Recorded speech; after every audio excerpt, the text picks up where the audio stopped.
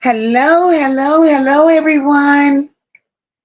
Happy Wednesday, guys. Happy Wednesday, and welcome, welcome, welcome to another night, another live stream. We're here, we do what we do. Welcome each and every one of you to the chat. Tonight is no different from any other night. We come in here and we break things down and we speak in love, but we also speak truth. Last night, we unpacked Annette. We unpacked Annette last night, guys. And tonight we're going to unpack Shannon. Last night we sat here and we watched Annette pretend not to see a man that she knew very well. And what was funny is that anywhere outside of that courtroom, Jarvis was very recognizable.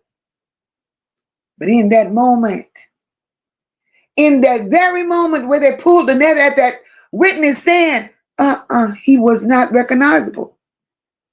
But tonight, Shannon takes the stand.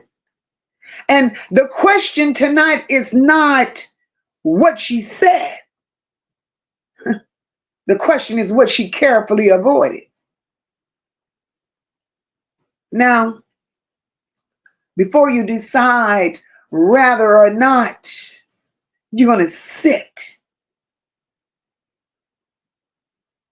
let me tell you what tonight is all about.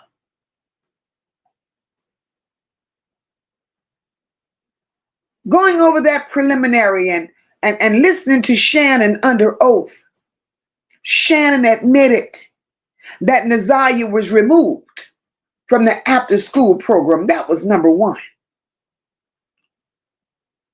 Shannon also said something in the effect that she was home all day on January 9th.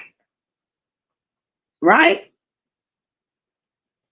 Then, as I listened to Shannon, I realized 3 whole hours had passed before anybody noticed that Naziyah never came home. Then Shannon sat there and she dodged many bullets, especially when it came to Jarvis, access to Naziyah. Shannon danced around the messages on the tablet, yet Shannon still say she didn't see no signs, y'all. But yet Naziyah is still missing. So tonight we're lining up. We're going to line up Shannon's sworn testimony, her contradictions, and her protection of Annette and Jarvis. We're going to line all of that up against pure damn common sense. So if that matters to you, pull up. Pull up on the porch with us tonight. And we're going to talk about it. Y'all saw the title and y'all saw the thumbnail.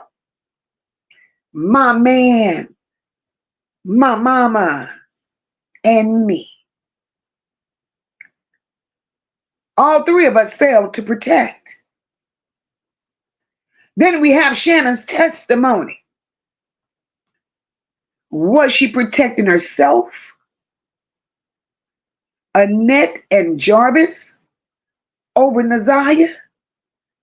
That's the questions I have tonight. Those are the questions that I have tonight. And her testimony, damn sure, pointed to all of that. Tonight it ain't about feelings. This is about Naziyah and the fact that she's still missing. And while Naziyah is nowhere to be found, Shannon said a grown ass on that witness stand under oath. And what I heard from Shannon was far from protection for Naziyah. What I heard was Shannon positioning herself and being very careful and trying to be mindful as to how she responded. I heard her say, well, I wasn't home. Well, I was home all day. I ain't see nothing. I thought she was at after school. I didn't notice until 6, bitch. What, 6? You mean to tell me here we have Naziyah, a baby who's normally home, walking through that door at 3 o'clock.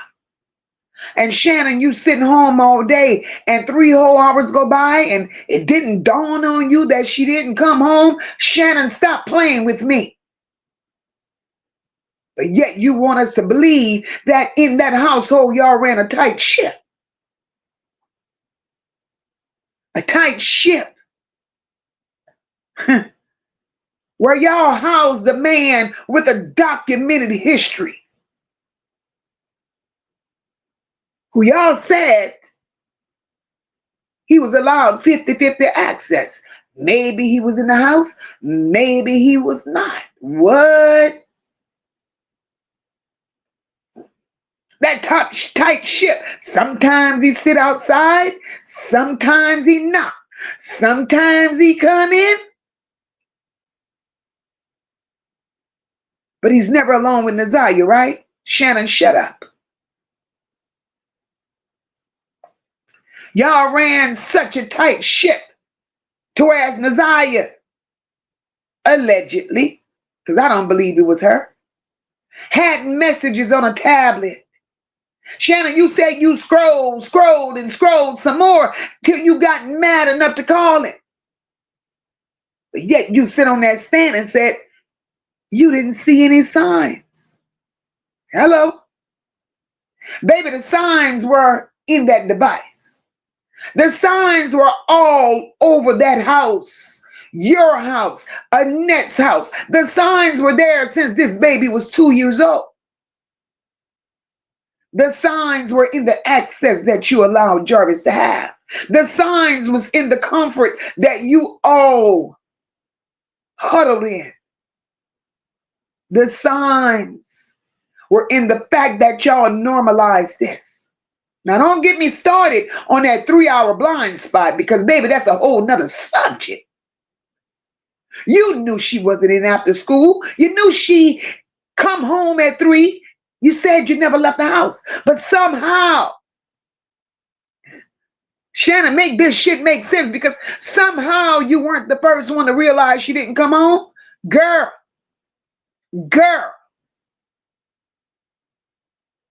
what I noticed on that stand, Shannon, when they asked you about Jarvis, baby, you had a lot of details.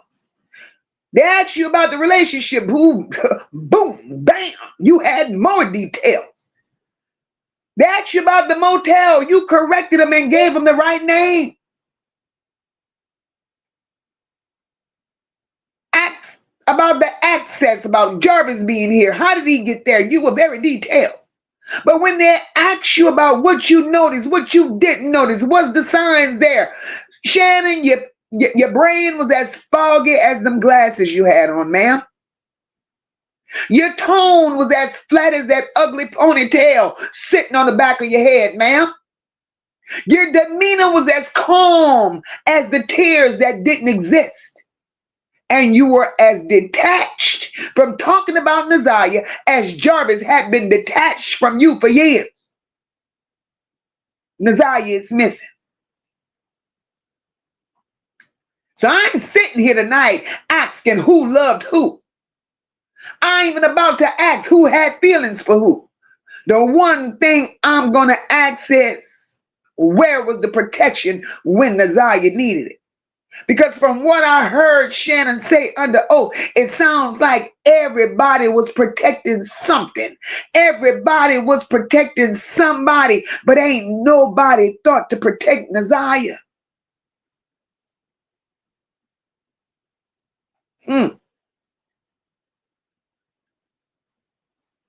Y'all, I could go on and on and on and on. But y'all know MOCA got to do what MOCA does. This is where we're going tonight, y'all. Welcome, welcome, welcome everyone to the chat. Welcome. If you're new here, welcome. I'm MOCA, where I keep it real, I keep it raw, but I make it make sense. If you all believe adults are supposed to protect children at all costs,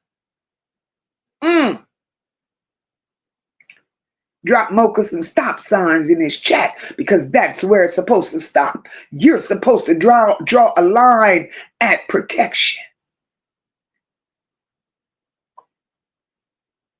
Tonight, I ain't here to pretend. I'm not here to make Shannon comfortable in no type of way.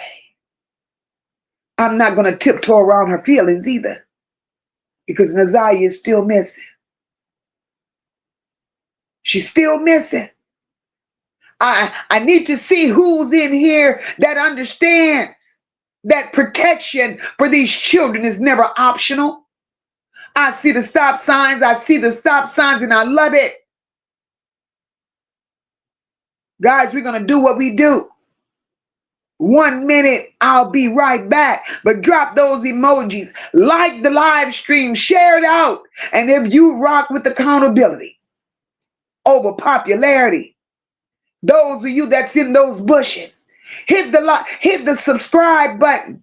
Come sit on the porch with me. We got things to talk about. We got things to talk about, and I invite you to be a part of this conversation. So within this minute that I step away, I encourage you not only to hit that like button, share out the live, subscribe to the channel, but baby, go ahead on and get yourself comfortable.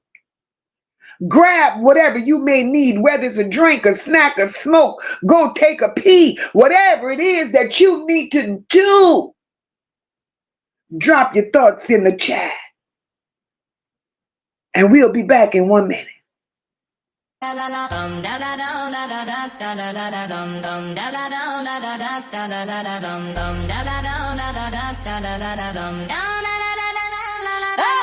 to MOCA, no love bills. Hit that like button, you might break the scale. If you can't join the membership, still ride for free, $99. Yeah, we lit in here. Comments popping, energy rocking, we all shine. We have a stay. We have a stay.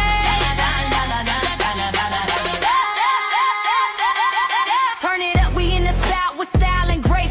MOCA got 'em talking, can't nobody take a place. Nah, from the bayou to the block, we drop truth, not tea. You ain't gotta pay the vibe, hit that like for free. Every panel on fire, every topic gon' trend. If you ain't a member yet, you still a friend, amen. Got love for the real ones, no time for the mess. We keep it authentic, that's no labels at its best. Welcome to MOCA, no love bells. Where the truth ring loud like church bells. Like, comment, subscribe, free 99 if you ride. We don't fake the vibe, we gon' live, we outside. Welcome to MOCA, no love bells. Where the truth ring loud like church bells. Like, comment, subscribe, free 99 if you ride. We don't fake the vibe, we gon' live, we outside. It's MOCA and the crew, we the talk of the streets. Bring the real back to YouTube, no scripts, no beats. We laugh, we drag, we educate too. All the bells in the chat know how we do. So tap in, lean back, sip your drink real slow. Let the haters keep watching, we steal the show. From MOCA to NOLA, we hold it down steady. Platinum plus approved, that girl stay ready. Welcome to MOCA, na na bells. Welcome to MOCA, na na bells. Welcome to MOCA, no love bells. Where the truth ring loud like church bells. Like, comment, subscribe, free 99 if you ride. We don't fake the vibe, we gon' live, we outside. Welcome to MOCA, no love bells. Where the truth ring loud like church bells. Like, comment, subscribe, free 99 if you ride. We don't fake the vibe, we gon' live, we outside.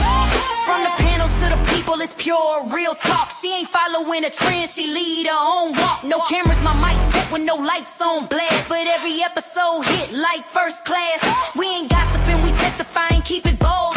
Every story got a lesson that need to be told. So hit that bell, join the ride in style. Welcome to MOCA, stick around for a while. Welcome to MOCA, no love bells. Where the bells ring, truth in the chat stay lit. Like, comment, subscribe, don't quit. If you can't join the membership, $3.99, still with it. Still with it. We outside. We outside.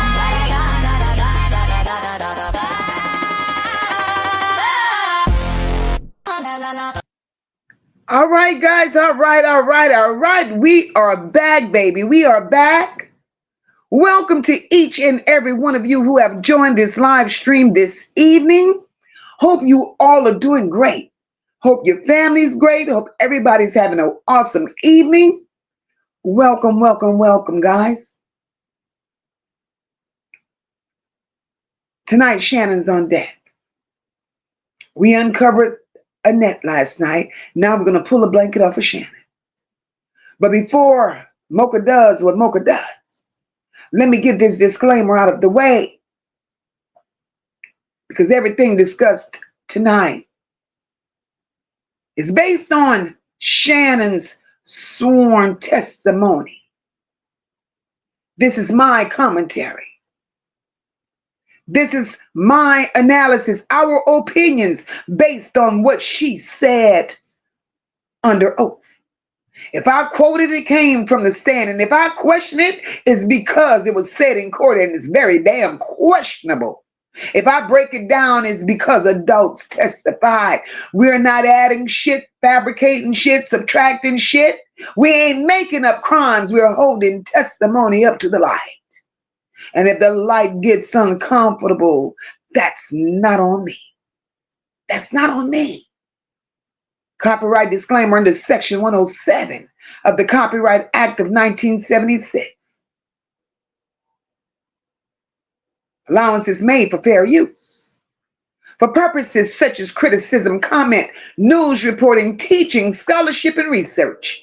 Fair use is a use permitted by copyright statute that might otherwise be infringing nonprofit, educational, or personal use. It tips the balance in favor of fair use.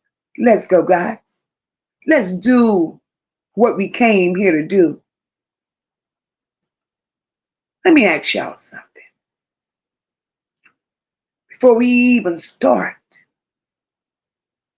let me ask you all something, because we all grown up in here.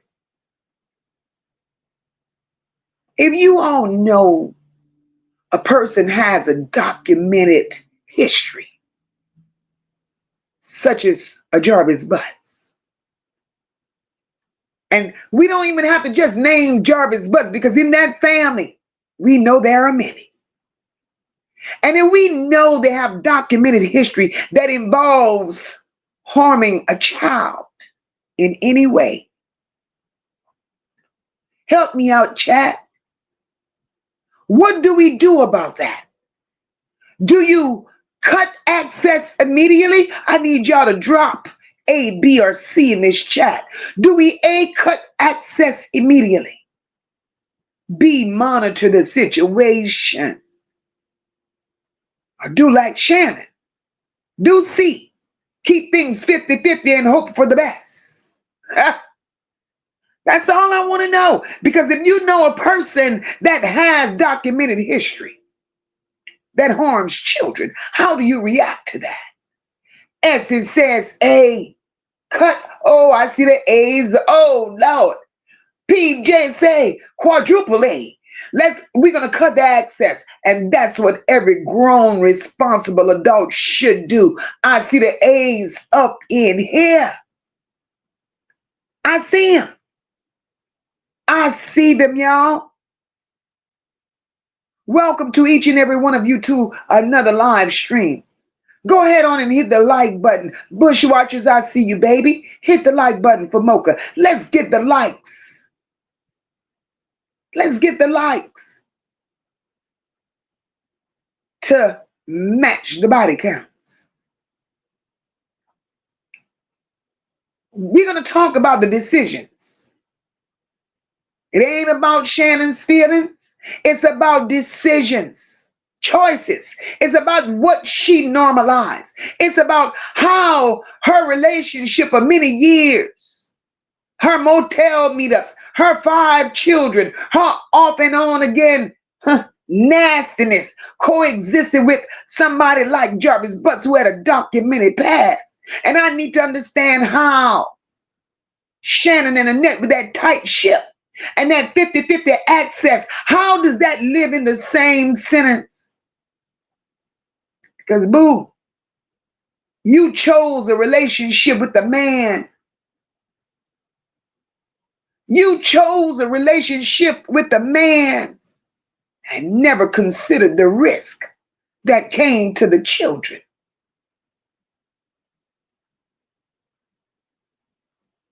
Shannon tells the world she's been in a relationship with Jarvis for 12 years. 12 years is a long time to be with somebody with a sketchy past. All leopards don't change their spots. But Shannon was just so excited to be with a man. She was in the business of accepting any man. So Shannon told these people 12 years she's been with him. So here we are, 12 years, 5 children later. Well, let's say 3 and 2 possibles later. On again, off again. More off than on. But yet she was still on long enough when she got evicted from Clinton Township and moved in with Annette. She was on long enough to still go meet Jarvis at motels. She was still on long enough. Shannon got caught in so many lies, but the one thing Shannon never told those people was that she also took Naziyah to the very same motel. Now, why would you be taking a child of that age to a motel? Most people may not understand why, but the name Glamorous explains it all, thanks to Annette. When you tell the story, Shannon, you have to tell the whole story, because if you don't tell it, somebody will tell it for you. Taking Glamorous to Park Crest Motel, that was a problem, ma'am. And you wonder why you're sitting in the space that you're sitting in.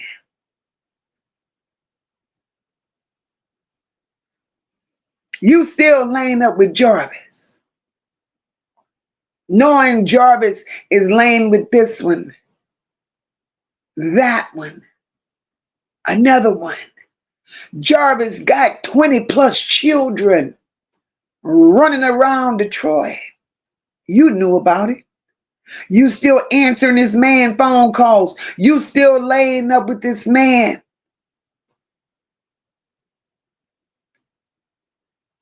Shannon, I ask again, where was the love and where was the protection for Naziyah? See, Annette groomed Naziyah. Annette started this train when she named that child Glamorous. Shannon knew what time it was. She knew what time it was. Jarvis ain't a dumb man. He's a sick one. He knew what that name meant. It was an adult code. Annette, you allowed, Shannon, you allowed not only the Naziyah to be with the Jarvis Butts,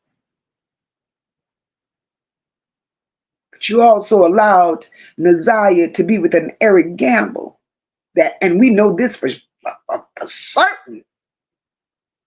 So if we're aware of Jarvis Butts and Eric Gamble being in uncompromised situations with Naziyah, Chad, imagine how many others there were.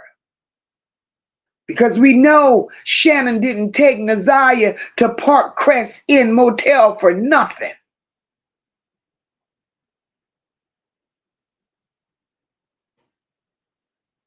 So Shannon, let me ask you this. When does that relationship or that situationship you had with Jarvis, because it damn sure wasn't a relationship, when does it stop being about what you feel, what you felt, and it start being about the risk? Because you did say under oath that Jarvis had access. You admitted he would call and ask to come over, and you lied.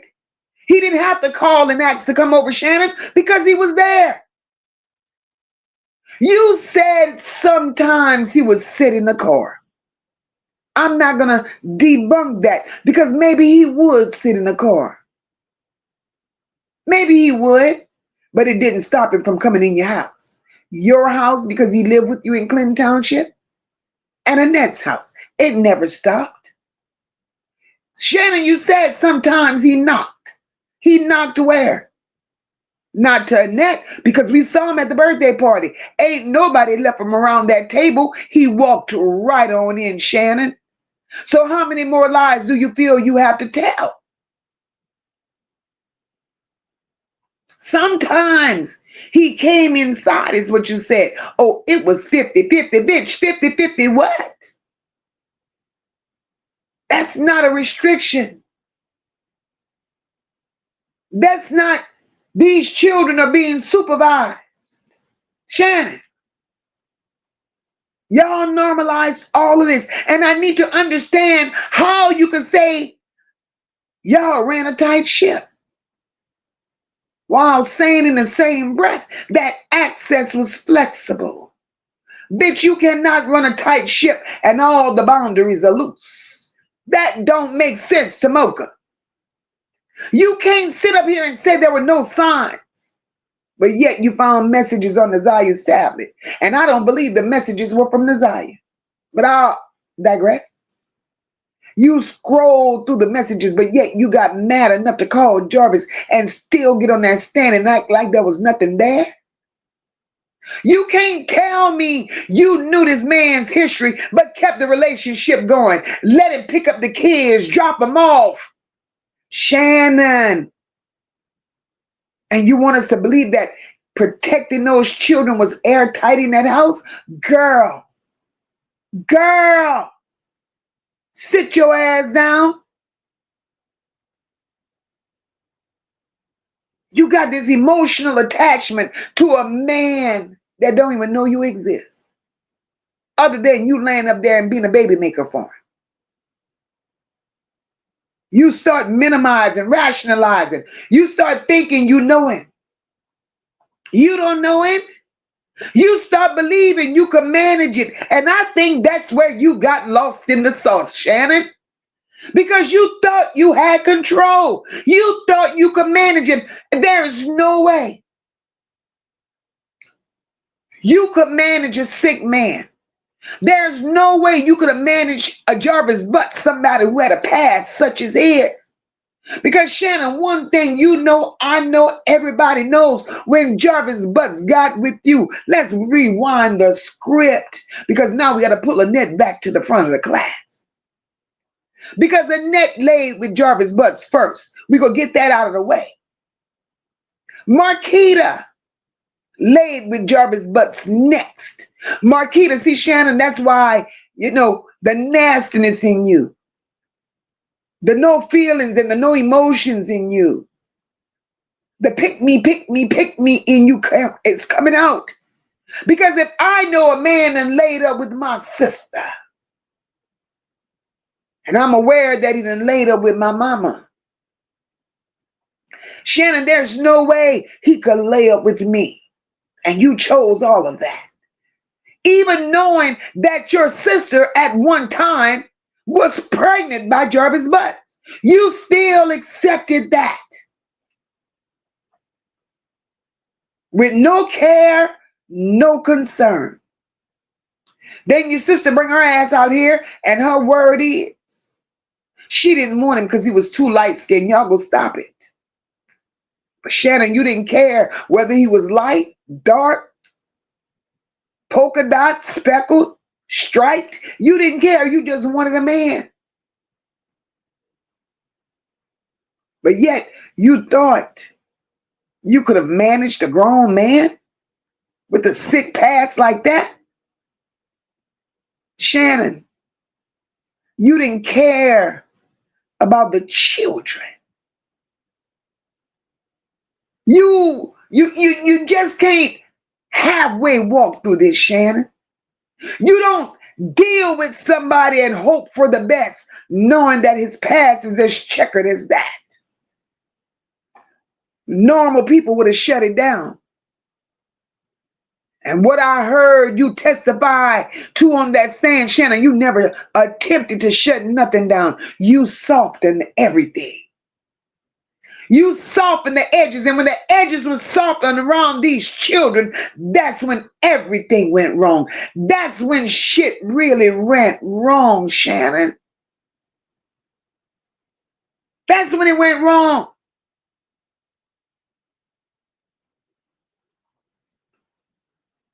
Now, bitch, you got problems.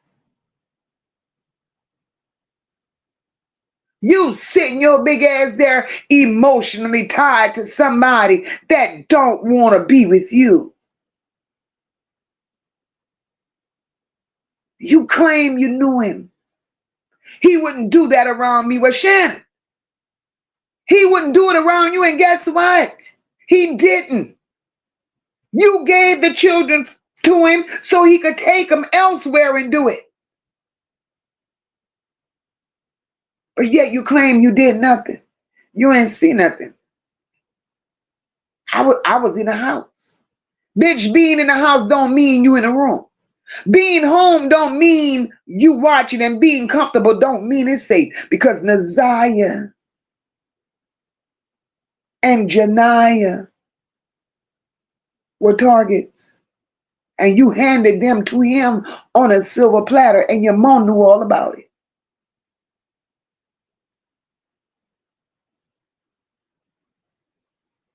Let's talk about the tablet, Shannon.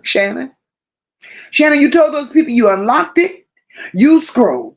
You scrolled some more. You scrolled some more. You see messages. You see pictures. You got mad enough to call Jarvis, but then you said you saw no signs.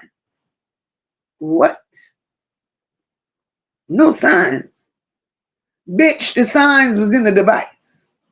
The signs were in your home, in Annette's home. The signs were in the discomfort of those children. You want us to believe Naziyah was a happy little girl. Hell no, she wasn't. She was miserable.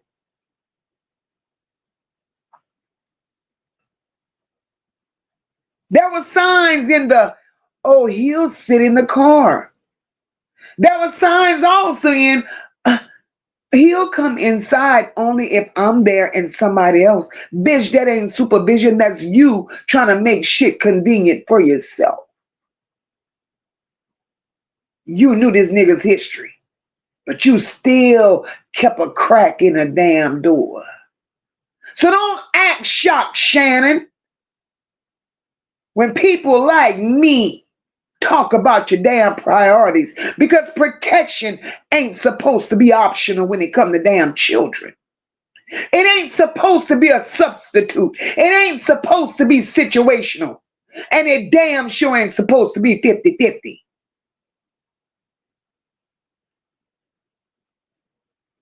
When it comes to children, there should never be no access. But you talking about 50-50. Bitch, that's a risk. And to MOCA is straight bullshit. And for every adult in here We know Shannon's, Tony, you're absolutely right. We know Shannon's self-esteem was low as shit. But one thing we do know as adults in here, we know that, or at least we should. So let me rephrase that. If you believe feelings for a man, any man, whether his past is checkered, yes or no, if you believe feelings for a man should never, and I do mean never, should never outweigh protection for a child, flood this chat with eyes, because I want to see how many of us are willing to protect children at all costs. Because ain't no damn man is good enough. Ain't no man is good enough to come before mine. I don't give a damn if that's his at all.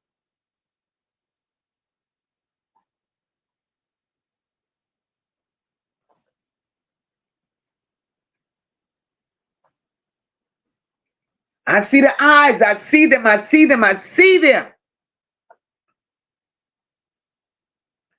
Cynthia Harmon said, MOCA? She said, uncle and niece relationship. That's bullshit. Niece and uncle, my ass. Cynthia. That's what she said. That's what she said. Lady D said it on the stand. She said she was getting dressed. More lies. Oh, baby, we go talk about it. We go talk about it. Come here, Shannon. Because we just getting started with your big mama. We just getting started. Just getting started. So, Shannon, let's go. You knew. Welcome each and every one of you to the chat. Welcome, welcome, welcome.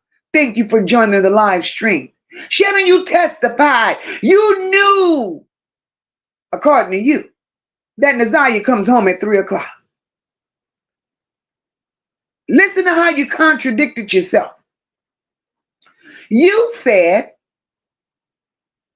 Naziyah was no longer in the after-school program. That's what you said. You said your mama pulled her out of that program. You also said you was home all day that day. You said you never left the damn house. But somehow you didn't realize Naziyah didn't come home until 6 o'clock. Good Lord. 6. Bitch, that was 3 whole hours. 3. What the hell, Shannon, let me ask you. Shannon, what the hell were you doing from 3 to 6 if you were home alone? Because if a child normally walks through the door at 3 o'clock and you sit in your big, leaky, dry, wrinkly, tied ass up in that house and that door never opens, you mean to tell me you ain't see that child never come through that door? So stop playing with me and don't flip it and say, we thought she was at after school. Bitch, hold up. Now you got me scratching my head, because how could you think she was at the after school goddamn program, Shannon? You just said she was taken out of the after school program. So which the one is it? Thank you, Sonny, for supporting the channel, my love. So, Shannon, which one was it? Was she removed from the after school program, or did y'all think she was there? Because, God damn it, both of them can't live in the same damn story. Make up your mind. Beefy, I see you, my love. Welcome, boo. Then you say, Shannon, bring your ass here. Shannon, you also said you were not the first one to realize Naziyah didn't come home. Bitch, let me pump my brakes. God damn it, Shannon. How is it that you were not the first one to realize she didn't come home? You said that you were there all day by yourself.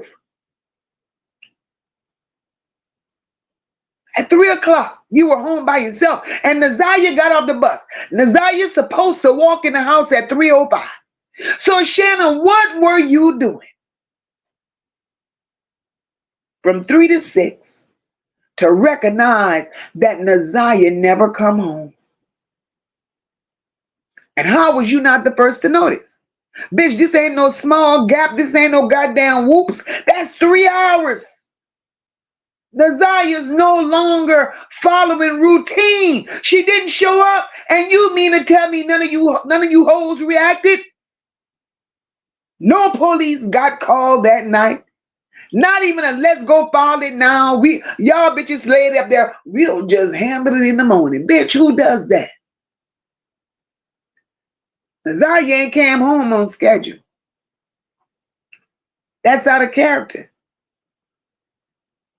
That's out of character for her, according to y'all.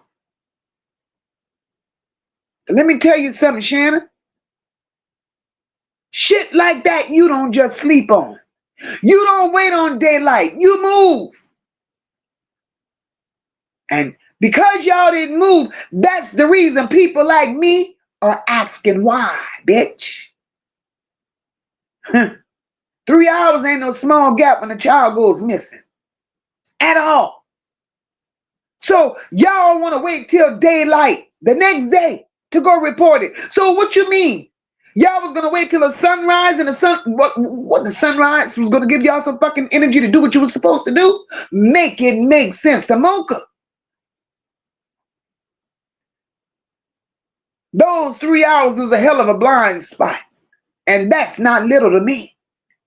Damn sure ain't. Not 3 minutes, not 30 seconds, 3 whole damn hours. It's 3 o'clock. No Naziyah. Shannon, you home all day. The door never opens. I'm trying to picture this shit. No backpack dropping on the floor. No hey TT, as you claim she calls you, bitch. Hey TT, you don't get that because she ain't there. You don't hear no footsteps. She can't go in the refrigerator because, bitch, y'all got locks and chains on that motherfucker. No, nothing. And you mean to tell me that didn't immediately register to you, Shannon? Don't tell me that shit didn't dawn on you. Bitch, dawn is for sunrise. We talking about common damn sense here. If a child is routine and the routine breaks, something is wrong. That's a red flag. At least we would look at it as such. Bitch, that was the moment you pick up the phone. But let you tell it. Because I asked my mom. And my mom says, no, don't call. I'll handle it in the morning. Hold up, Shannon. Bring your big goofy ass here.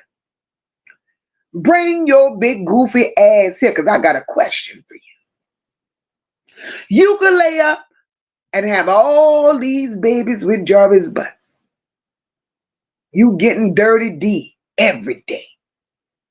You woman enough to take dirty D. You woman enough to push out children. You woman enough to do everything you big and bad enough to do. You woman enough to lay in a sand bed with your twin sister and share a man. Because y'all did. Of course y'all did. So you woman enough to do all of that. But you ain't woman enough to go against the grain when your mama tells you, don't make the phone call. We'll do it in the morning. What, girl? What?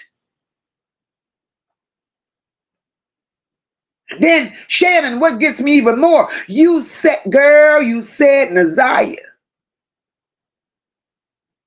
was removed from that after school program. So that meant she would come straight home. Then later, all right? Follow me, y'all. Naziyah was pulled out of the after school program. So for 3:05, she's coming through the door. Then later, Shannon says, oh, we thought she was at the after school program, and we realized that she Something was wrong because when my mom picked up the other kids, Naziyah didn't get in the car. Bitch, how could she get in the car if y'all didn't pull up from the after school program? Make this shit make sense. Ah, make it make sense. Which one is it? Because if she was removed, there's no maybe she's still there, girl. There's no maybe. And then y'all ain't realize this shit till 6 o'clock when other kids show up at the house. Shannon. That lets me know y'all never checked on Naziyah. Y'all weren't looking out the window. Y'all wasn't peeping. Y'all never went outside. Y'all just sit y'all stank asses there and waited.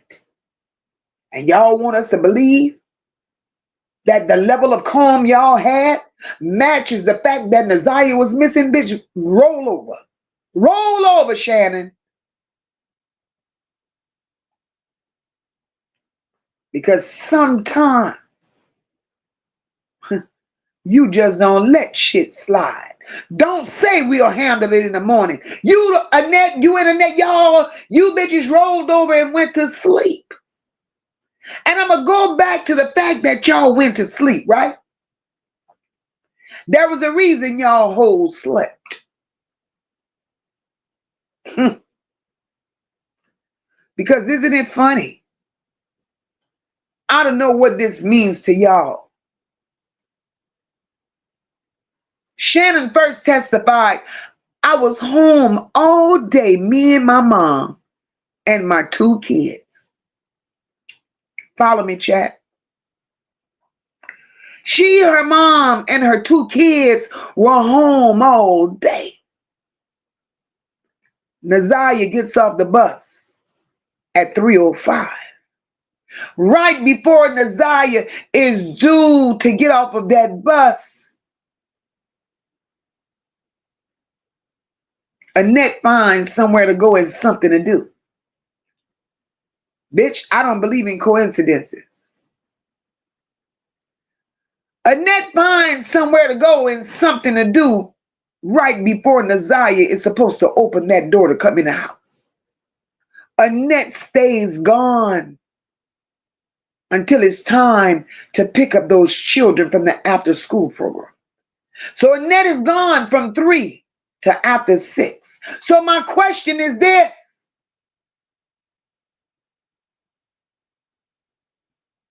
My question is this. Annette, you didn't want to answer me last night. So Shan, TT, Mucinex, Dirty Neck, come here. Maybe you will answer me tonight. Again, I don't believe in coincidences. Can you tell me, can you tell us, did Annette pick up Naziyah?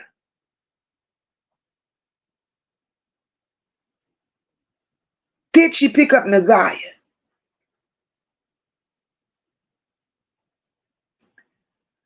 Was it Annette? Because there's no goddamn way Naziyah is going to walk from that bus stop and walk all the way to AutoZone or whatever, wherever the hell she went and meet Jarvis bus station as y'all claim she did. No, she didn't do it. Not in that type of weather. Not pregnant. And especially after y'all said she was on that floor all day at that school, hurting and pain and all of this bullshit, make it make sense. So Annette, did you pick her up? Did you pick her up, Annette? Because now it's beginning to make a little sense to me. So y'all, help me out, chat. Am I reaching too deep? Or do y'all think it's a possibility that Annette picked Naziyah up and took her somewhere? Because think about it. Naziyah was supposedly at that school wailing on that floor in pain, and nobody came to see about her. So if she was hurting that bad, in that type of weather. How and pregnant, how could she walk them many miles to go and meet? How could she walk them many miles pregnant and cold and sick, goddammit, to go meet Jarvis Butts? Hey, Cam, I see you, baby. Help me out. I do believe Annette picked her up. But I'm going to move on. Shan, come answer me, girl.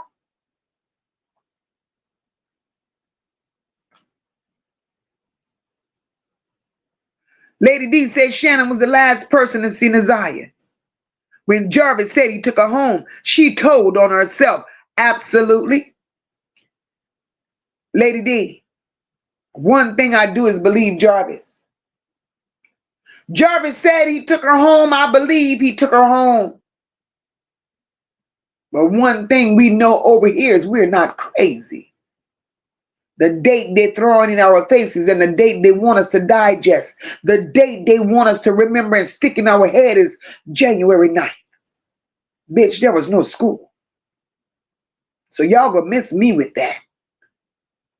And I can't believe Kim Worthy letting that ride like that. Corruption at its finest. Corruption at its finest. Leisure Lady says to them, Naziyah was just a little orphan child. That's how they treated her. That's how the hell they treated her. And that is so sad.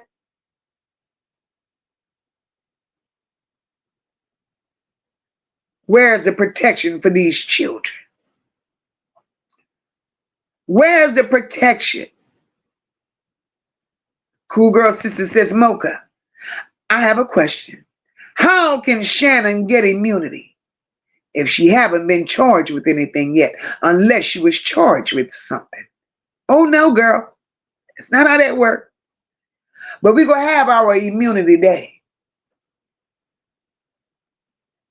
We're going to have our immunity day. I'm sick of them. I am so sick of them. Simone said, MOCA, I got my little cousin coming to join us. Thank you, Simone.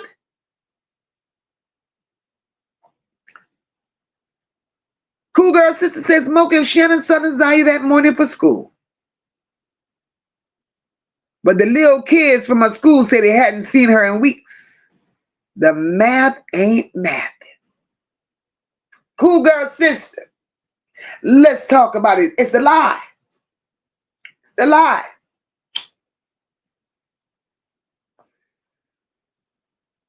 Do I believe 5% and everything that he said? Hell no, because 5% failed Naziyah big time. I'm going to call it for what it is. But when 5% said he went out searching for Naziyah and he spoke to some neighborhood children and some of the children that Naziyah went to school with, and these children said they hadn't seen Naziyah in 2 to 3 weeks, I believe that. I believe that. So there's no goddamn way. That's why if y'all look at Shannon during the preliminary,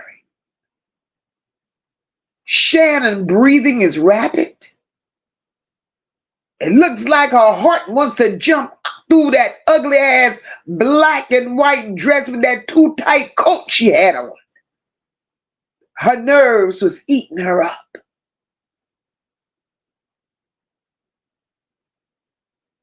Shannon glass had them fogged up. There was falling up her nose. She was twiddling with her thumbs. Nah, bitch, you were lying.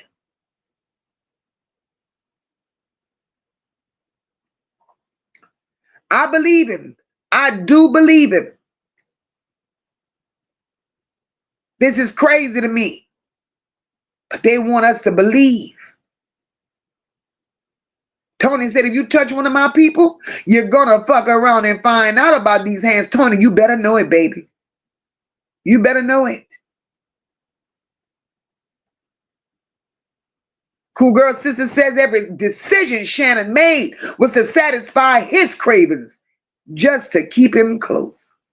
But Cool Girl Sister, what Shannon couldn't understand Jarvis Butts is the candy man and the boogeyman all wrapped in one. You couldn't satisfy those cravings. He had an appetite that was bigger than him. Kim says nobody didn't want none of them. That's why they did it to each other. And that's nasty, girl. And that's nasty.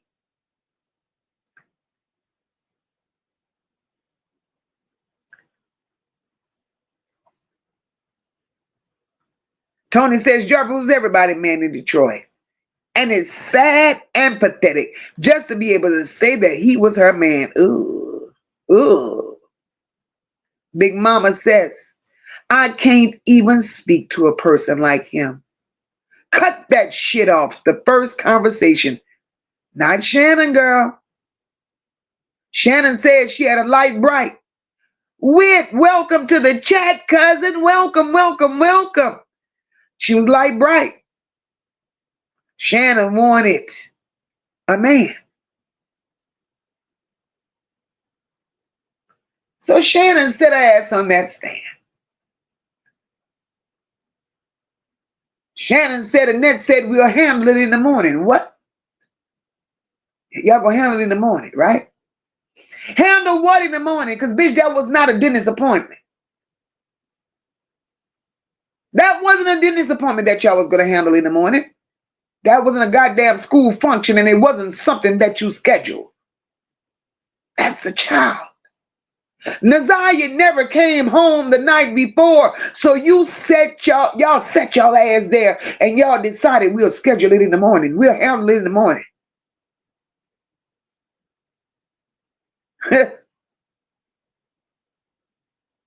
Bitch, my stomach would have been all in my shoes had mine not come home. But instead, y'all felt nothing. Y'all laid them big funky scalps down on the fact that this child didn't return. Because y'all felt y'all would deal with it in the morning.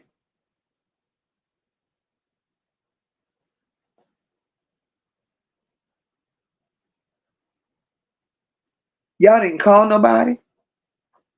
Y'all didn't check with nobody. Annette, I rode up and down the street. No, you didn't, bitch. You went to sleep. But y'all handled it in the morning.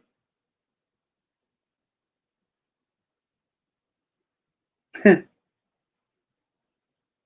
the reason y'all thought to handle it in the morning was because y'all didn't care. But I want to know. See, this is where it gets real sticky for MOCA. Because I want to know what made you all so comfortable enough to wait. What made you all have no urgency to whereas y'all could have went to sleep? What is it that y'all know that we don't know? That Jarvis Butts know that he's going to tell? Because something happened. And I go back again and I'm going to ask that question again and again and again. Between 3:05. Well, she gets off the bus at 2:50. 3:05, she's walking in the door. So I'm going to ask this good old question. Again, Annette, did you pick her up? Did you pick her up, Annette?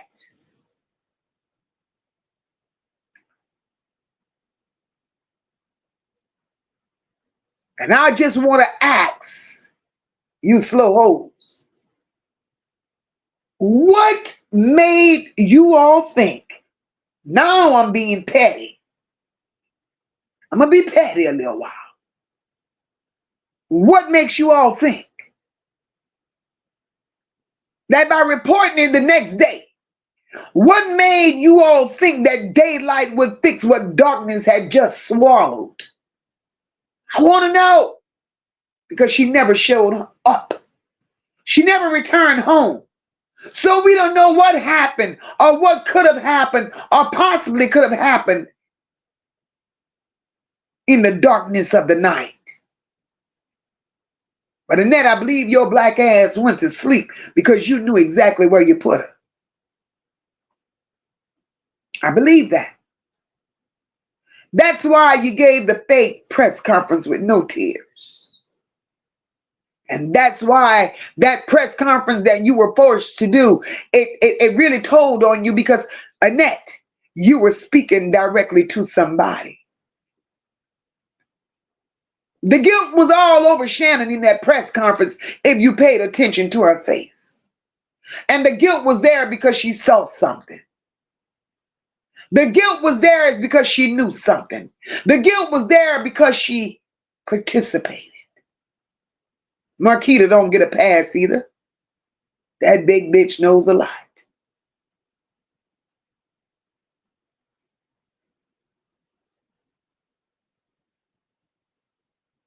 You don't wait until the morning.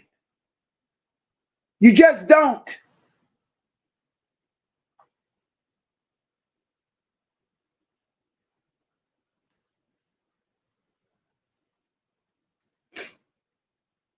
Let me grab a few comments. I came with you today. I see you, boo.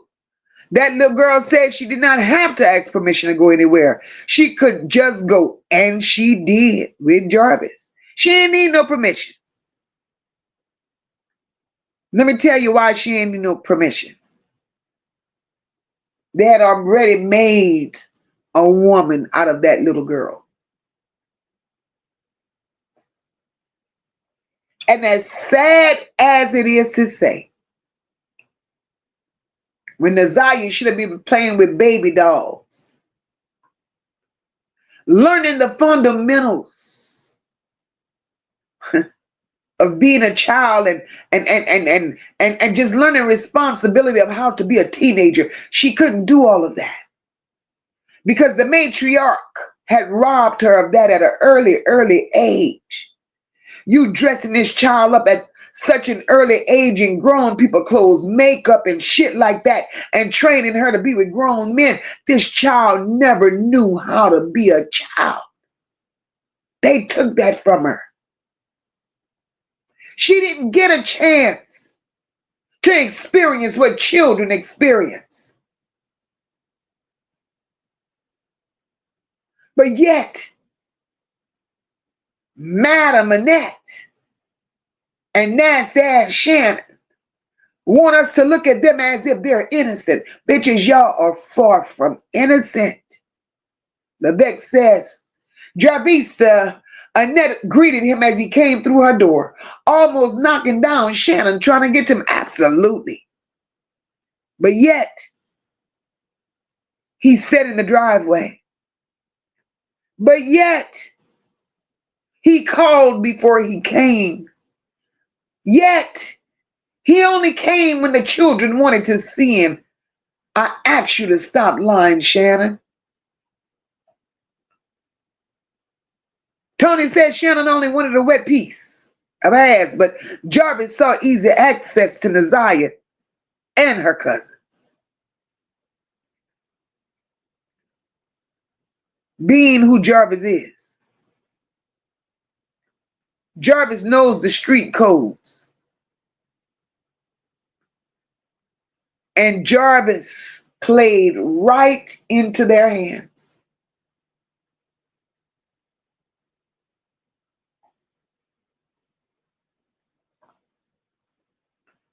Drag race and I see you, boo. Remember when he told his fiance, everybody knows that Shannon know what it is. Absolutely, because Shannon knew.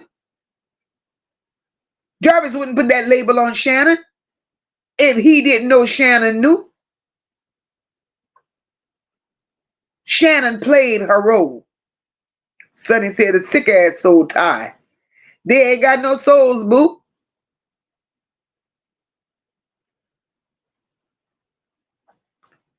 Tony says Naziyah even had enough sense to see that Jarvis didn't want Shannon.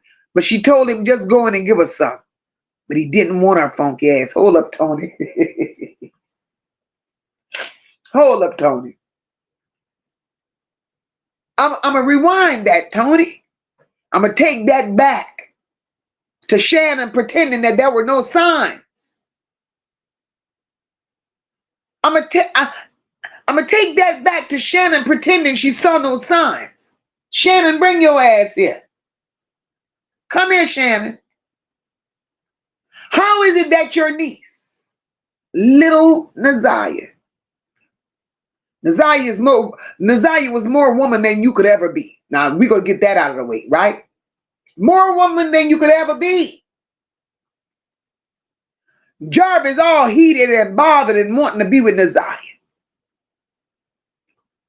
according to the text messages. And I really don't believe it was Naziyah that said that. But you know, I'm going to go along with it because that's what was said. My feelings are my feelings. My theory is mine. I don't believe Naziyah sent those text messages because if we think back to the text now numbers, the shared accounts, that's not Naziyah. That's Ironhead Shannon. But anyway, let me move on.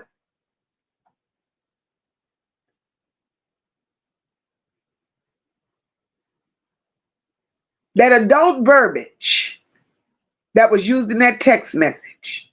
One thing we have to know and understand as adults, no matter how much Annette dressed Naziyah up to be a streetwalker, a call girl, sending her in motels to be with men, no matter how much Annette did that to that child, one thing we as grown people that has common sense, one thing we have to understand is this.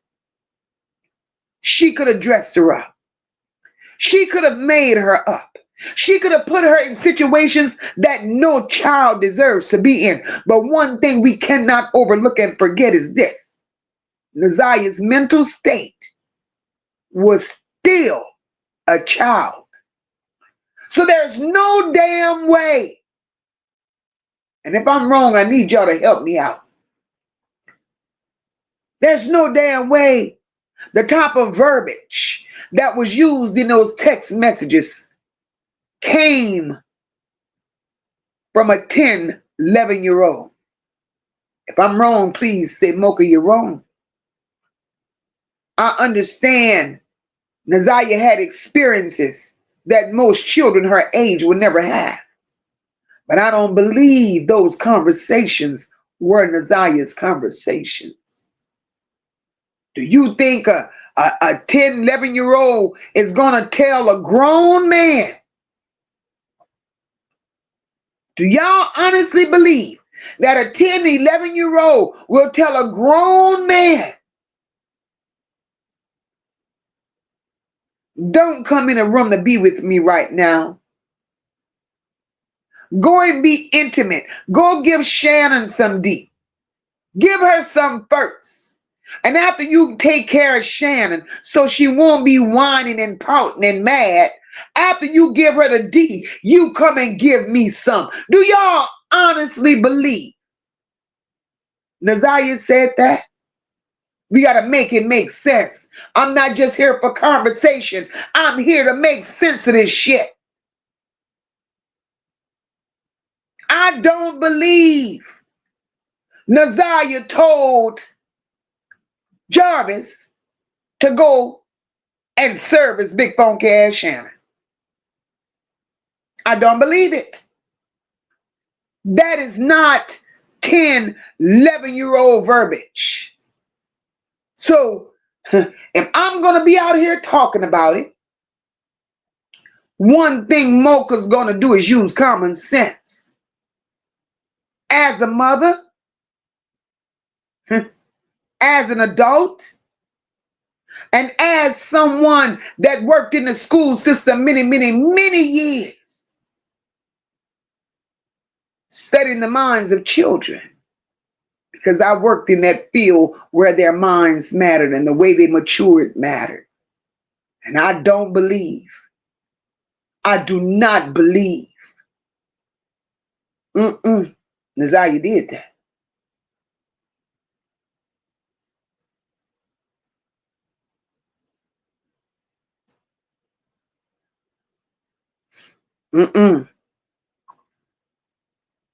Lady D says he didn't want to be with Shannon.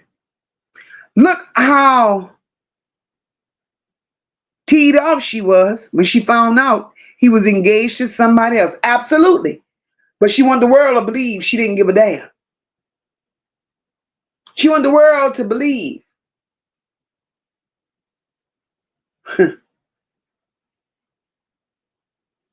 A lot of the stuff that's being, and this is just how I feel, and we're all entitled to feel how we feel. A lot of the stuff that we're believing, that we're not believing, a lot of the stuff that we've seen, right? And I could be wrong. And y'all know I don't mind y'all saying, MOCA, shut up because you're wrong. I don't mind that. But we have to make it make sense. A lot of text messages that we saw, we cannot sit up here and believe with all of our heart that that child did that. Because we did learn that Shannon had access. Shannon shared devices with Naziyah. Shannon shared logins with Naziyah. And that's very telling. Hey, Ole Woodard, welcome. Me neither. I think Shannon was texting him pretending that it was Naziyah. Bingo. That's how I feel. I believe it was Shannon.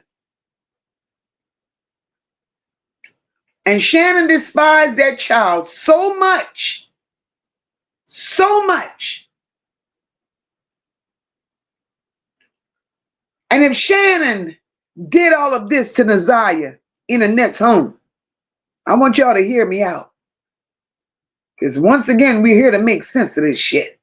If Shannon did all of this to Naziyah while living in Annette's home, imagine the hell that Naziyah went through living with Shannon in Clinton Township and nothing was said or done about it. That child has been battered, bruised, and wounded for a long time. And nobody stepped in to protect her.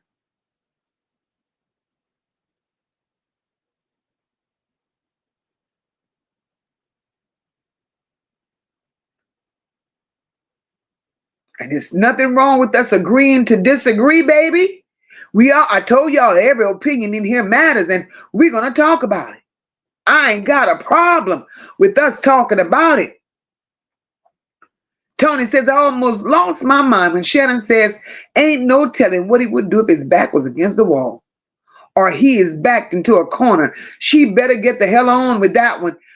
She knew. She knew. But at the same time, she's still trying to throw him under the bus. Samantha, I see you, boo. She said, notice. She said she should be an uncle. It should be an uncle and a niece relationship. So she knew. Absolutely. Absolutely, she knew. Everything that Shannon said is coming back to bite her. Everything.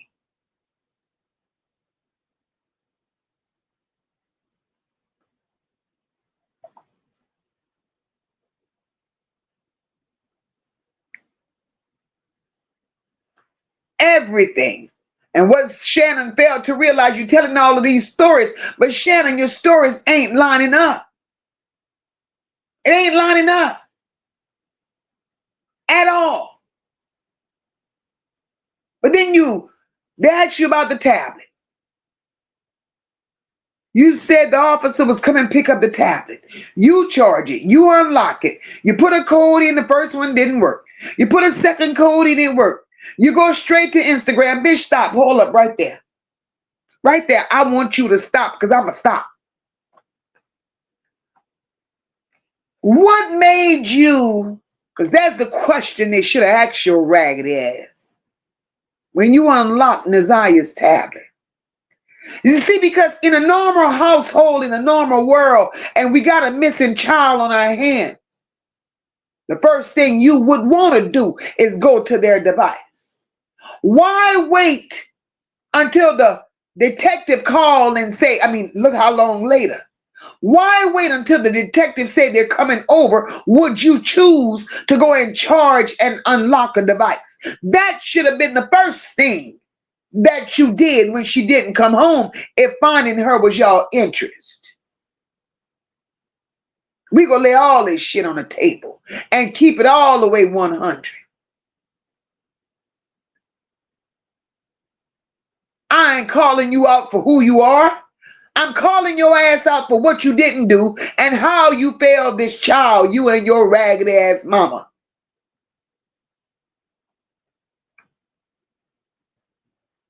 You went straight to Instagram. What made you do it? You didn't go to see if Naziyah had homework or pictures in there, games. You went straight to Instagram. You scroll, you scroll, you scroll. You saw messages you claimed between Naziyah and Jarvis. You saw 2 cent pictures, you said. You got upset.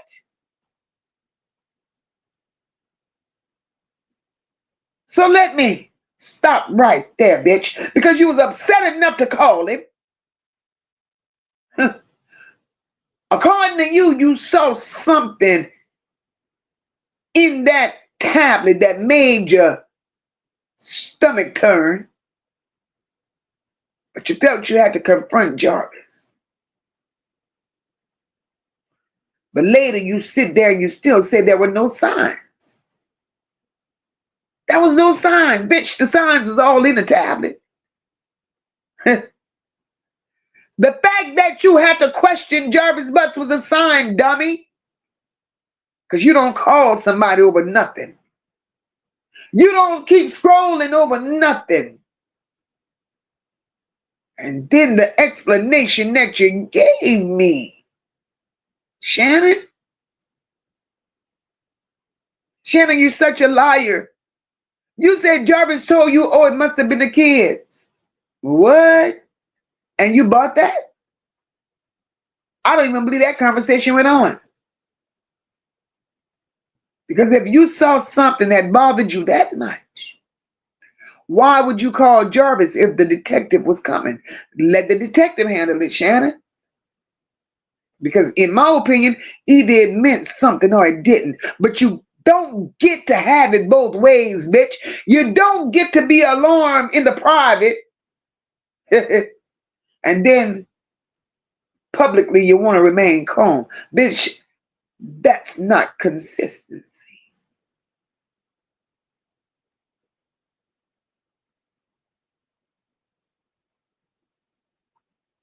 At all. As it says, a lot of contradictory statements Shannon made. Absolutely. Hey, Sharon Wiley. Sharon said Shannon is full of shit. And she is. Big Mama, I see you, boo. Wendy, thank you for being a Nola Bell, boo. Sonny said just a... Okay, she was talking to me on that one. Thank you, Sonny. Cynthia Harmon said they rode the slow bus. They ain't rode no bus. Them bitches walk with no shoes on. Tony says Shannon knew Naziyah was not in the after school program anymore. And she ain't come home from school either. And she asked Shannon where the street that Jarvis lives at. She knew. Listen, Shannon lied on that too. Shannon knew what that street was. Shannon knew exactly the directions that she gave Naziyah. She knew Jarvis had a woman living in that area. She knew all of that. She knew. It's the lies for me. It's the lies.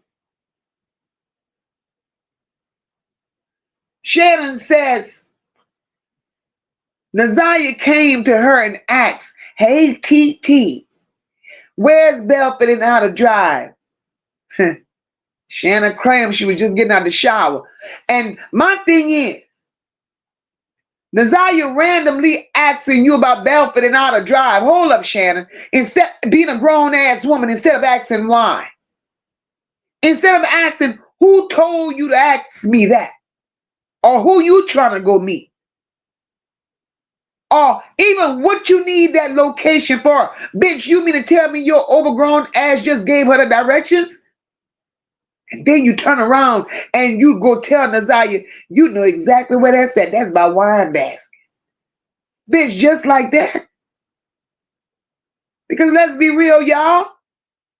Children don't randomly ask for directions like that for fun.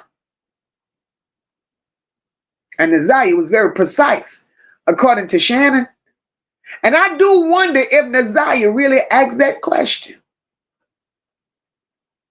I really wonder if Naziyah truly asked that question. Shannon said that intersection meant something to her. That's where she would pick Jarvis' butts up at. So that wasn't no neutral ass location. That location had history, lots of it. Then Shannon said, they asked Shannon, well, when did Naziyah ask you for these directions? Shannon said, Naziyah asked her for those directions during the same week that she came up missing. Let's stop right the fuck there. Let's just stop the fuck there. If y'all with me, let me know you're with me. If you're with me, let me know you're with me, because I'm going to stop that train right the fuck here. Hold on, conductor. Hold on. Because we about to get all aboard on this bitch. Shannon said Naziyah asked that question during the same week that she came up missing. Now, I ain't claiming to be the sharpest tool in a goddamn toolbox. But if Shannon said that Naziyah asked her that question during the same week that she came up missing, somebody help me out, because according to their missing report, according to the flyer, Naziyah was missing on a Tuesday. So you mean to tell me she asked that to Shannon the night before she came up missing? Somebody help me, because I'm not crazy.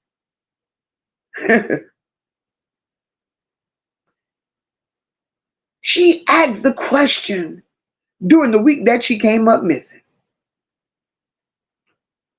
Now, the only day that was available in that week before she came up missing was Monday. So, Shannon, let's make it make sense.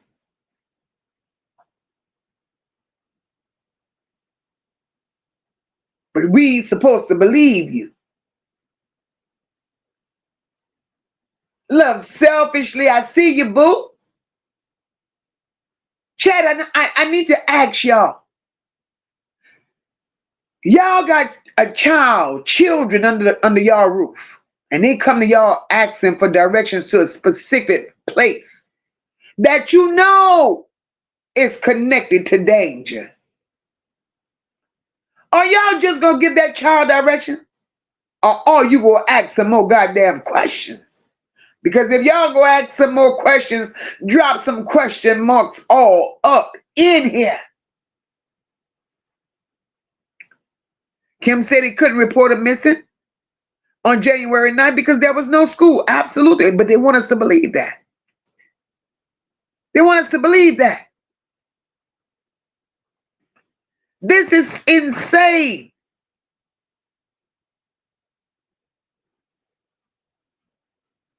Then when he asks, hey, awesome Miss Newsom, she said she might never ask her about that. I believe that. She ain't asked her shit. I believe awesomeness. I believe Shannon is lying. That's my take on it. She might have never asked her about that. Shannon's setting up her scam versus Jarvis. Absolutely awesomeness. And that's where I'm going with that. Forever Gorgeous said, hell no. I'm going to ask why the fuck you want to know about that area. That part. That part. As a parent, you should. You should. Tony says Naziyah dang sure did ask Zip.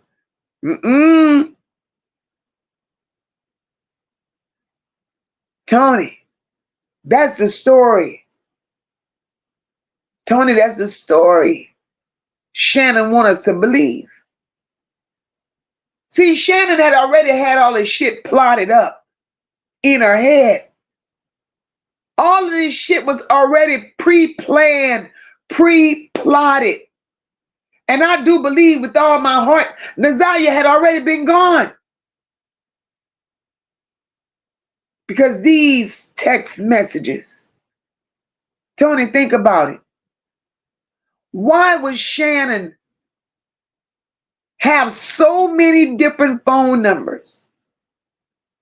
Shannon done changed phones 15 times because she didn't think, or she never thought the text now messages, the phone calls, she never thought that would be traced.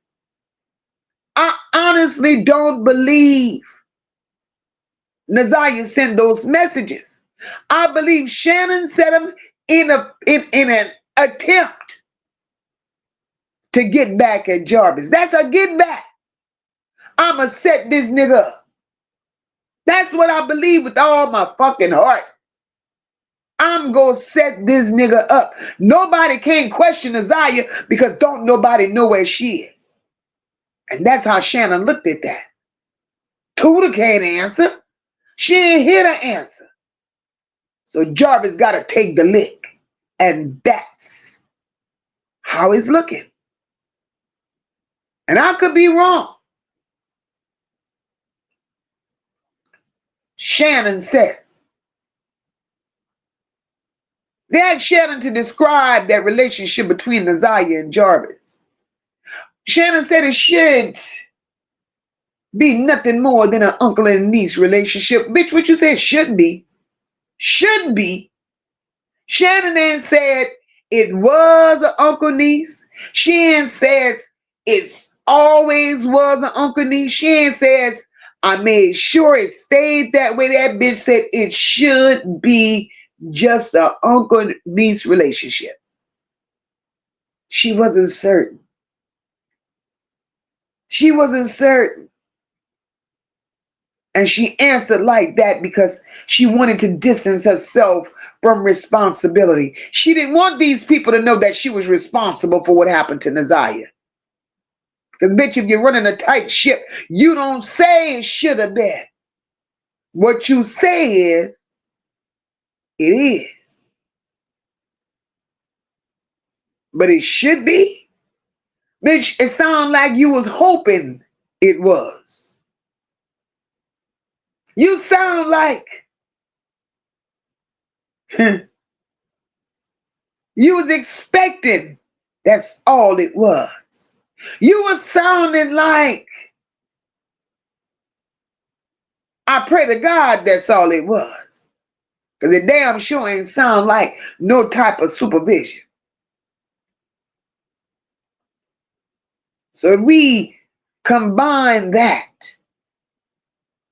with those messages and the directions and that 3-hour window where there was no sign of Naziyah, bitch, that should be as weak as fuck. Then they asked Shannon if it was hard for her to believe that Jarvis would hurt her.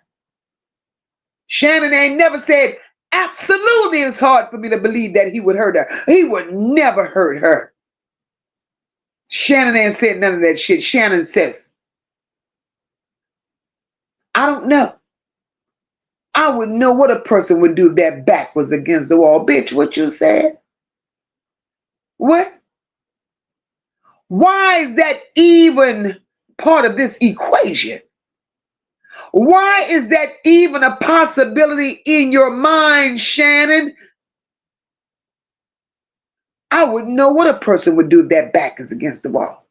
Bitch, because if you fully believe and you truly believe that Jarvis was safe around Naziyah and all your children, how the fuck could you sit there and theorize about what they might be capable of under pressure?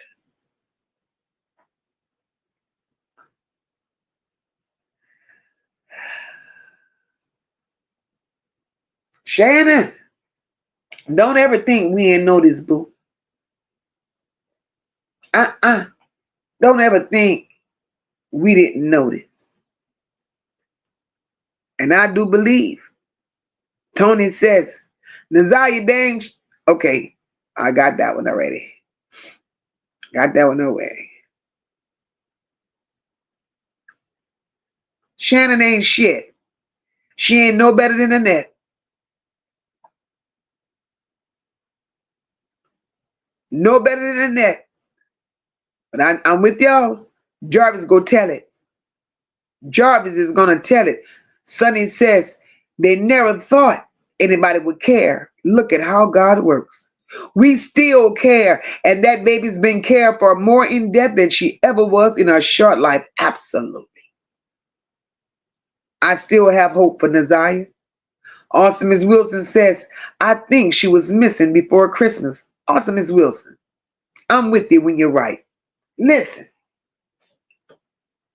When Naziyah's daddy, he started passing flyers out on January 10th. Awesome Miss Wilson, Naziyah's daddy said he questioned some children that Naziyah went to school with while he was passing out those flyers. Those children said it had been at least 3 weeks since they had not seen Naziyah. See, that's where I got a problem with the fucking school.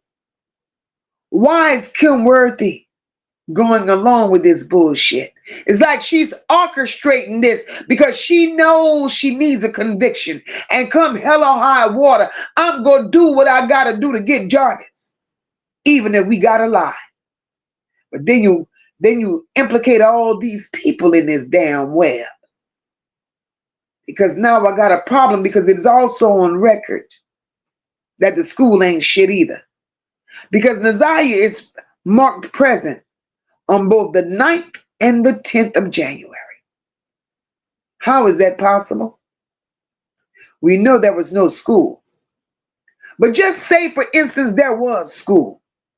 How can she be marked present on the 10th, and the 10th was the day that Annette raggedy ass went and filed the runaway report? So if the daddy said, the children said they hadn't seen her for 3 weeks, we're talking the 1st of December or right after Thanksgiving. Naziyah never reported to school. And that's why I got a problem with the school, because anytime a child misses 5 consecutive days of school that I'm aware of, a truant officer is called. Somebody has to answer for that. Y'all see how many people are exposed and how many people are involved in this shit? This is a Tubi movie gone wrong.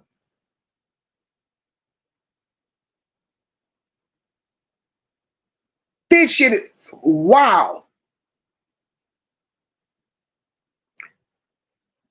Naziyah has been missing. Tony said, how the hell do we get run a tight ship? And Naziyah went missing, and they went to sleep that night and get up and go to the school the next day. That ain't no tight ship at all. At all. At all. Absolutely, Big Mama. Big Mama says Naziyah was missing after Thanksgiving. Everybody else lied about seeing her because the times don't add up. Thank you, Big Mama. Thank you, Big Mama. I'm excited to know that I ain't the only one seeing it this way. Everybody else is lying. Nobody's stories add up. Nobody. The dates don't calculate. So I'm going to stick with what I know. I'm going to stick with what's in my gut. I'm going to stick with the discernment that God has given me. Naziyah's been gone. Been gone.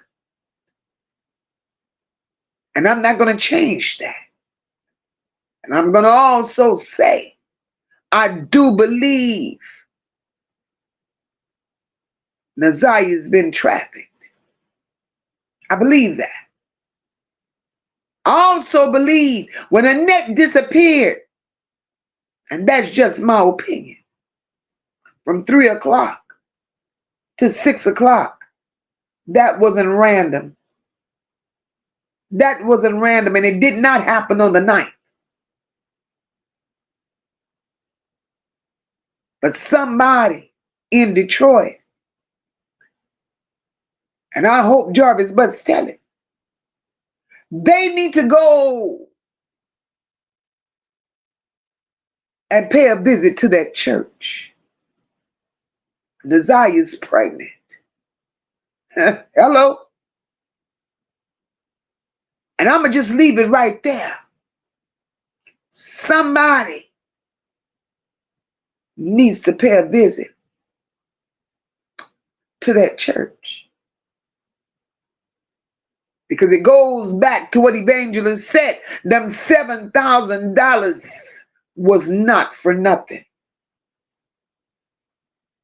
Those $7,000 had a meaning behind it, and Annette knows all about it.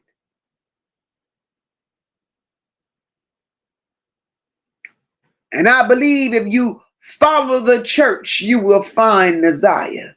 Jarvis ain't buried Naziyah nowhere. Jarvis ain't cutting Naziyah up. Jarvis didn't do everything that these people are out here saying that he did to her. I'm not taking up for Jarvis' nasty ass because he deserves everything that he gets. But you have to use common sense. You have to use discernment. You have to follow this story. I'm not buying all of that shit. For those of you that don't know, Naziyah is not the first child that Annette got rid of. There are several that she's gotten rid of, and nobody's heard from them again. Are they unalived? MOCA don't know. Could they be trafficked? MOCA is leaning heavily on that. Heavy on she's trafficked. And again, MOCA says follow the church and you find Naziyah. Question Annette about them $7,000. You will find Naziyah. Shannon knows. Marquita knows. Can't be running all nilly-willy trying to connect dots that don't exist. We're focused on Jarvis Butts because that's who Annette and Shannon want us to focus on. Think about it.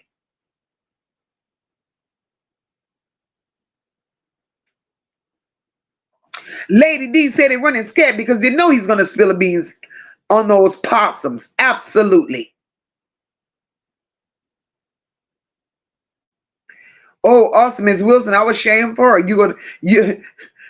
You lost your man to a little bitty girl. Samantha says during Thanksgiving Day, when Roxy visited them, and that's when she went missing. Samantha goes back to what I said. She has been trafficked.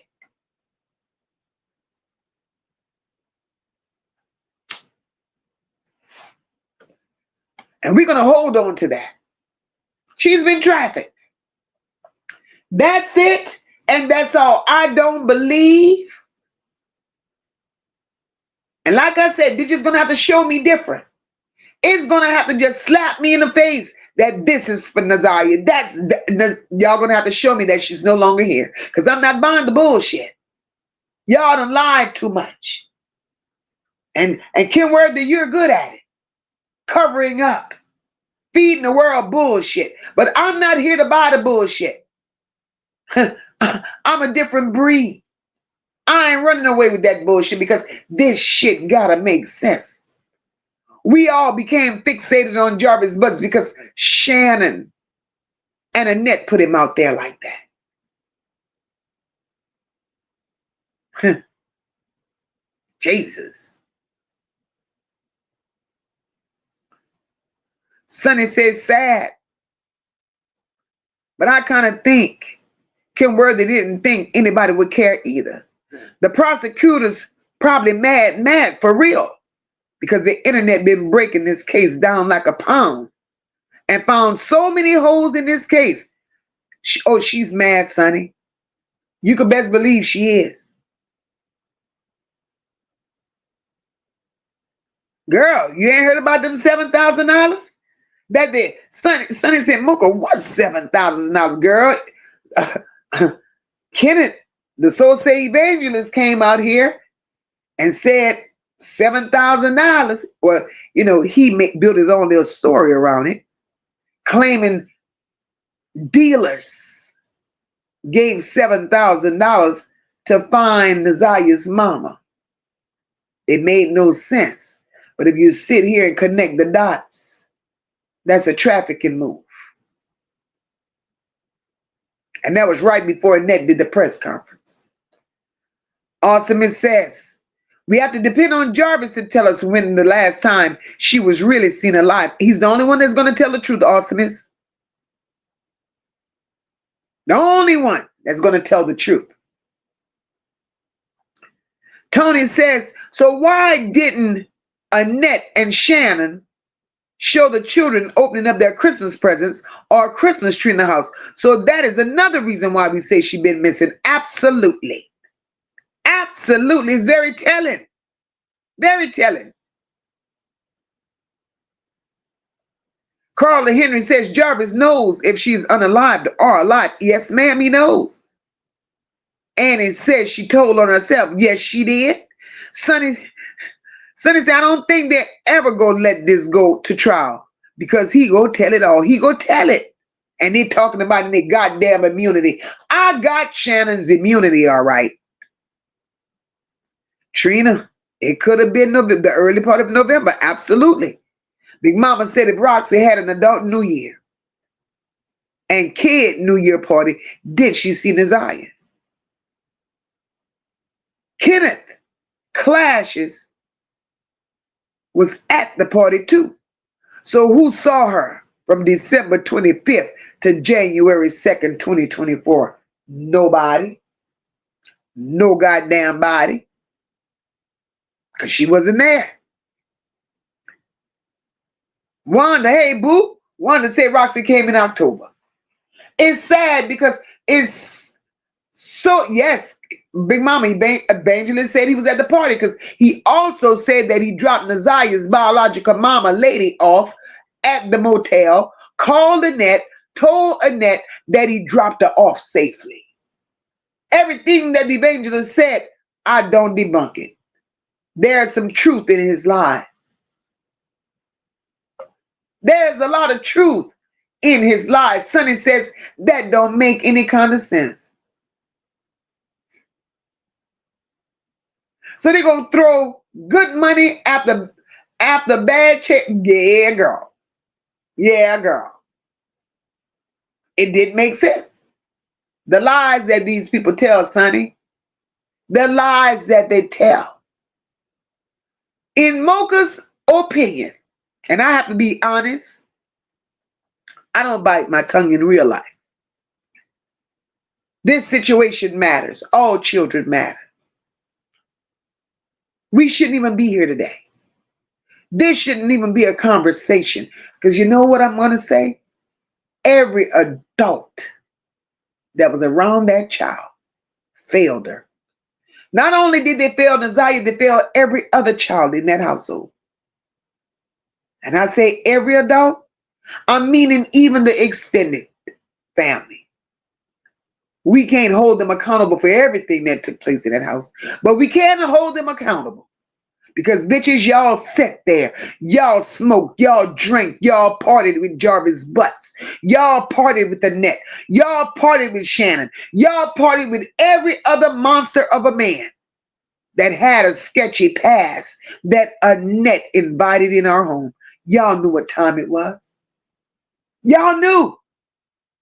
Because y'all were also victims at one time in life. So how the fuck you turn that temperature down? How do you turn that down? You go overlook the fact that you got played with, you got touched, everything happened to you.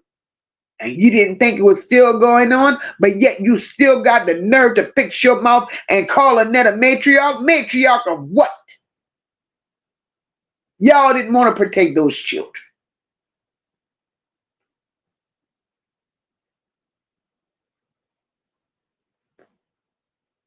These people lied.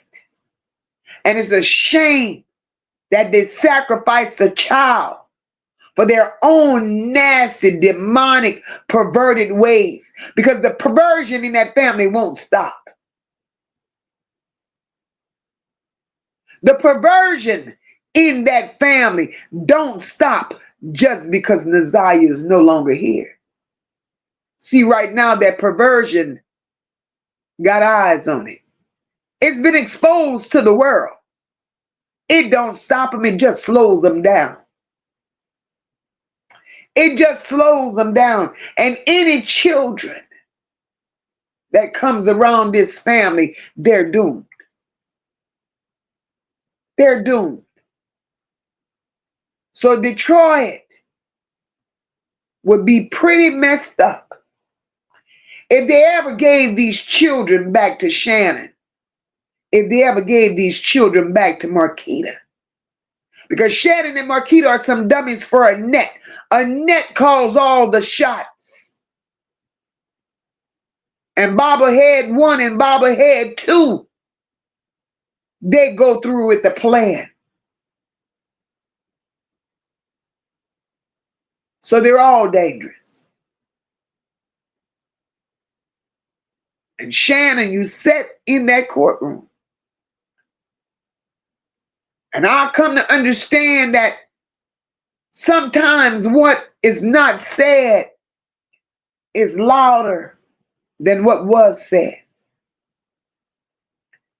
There was no urgency in your testimony, Shannon. You didn't have no raging fire. You had nothing in you that said Naziyah meant everything to me. What you did, you set your ugly lockjaw ass up there and you tried to control the conversation. You were very careful about what you said. I ain't saying you had to sit your ass up there and cry, Shannon, to prove that you loved her. But when a child is missing and your language is full of it should be, and I didn't notice, or I thought, or I didn't know what someone would do. Their back is against the wall, bitch. Hold up. That sounded like you tried to distance yourself from all of this shit.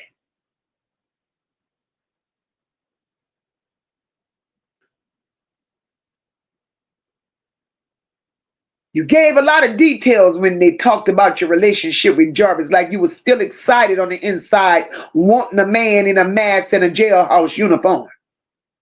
They asked you about the motel, bitch. You gave them extra details, like you was reminiscing the last time you were there. When they started asking you about Naziyah, about that night, about whether or not you saw signs, crickets. Crickets.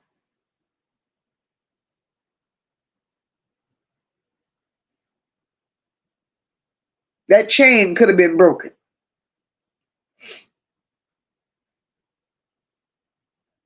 That chain could have been broken.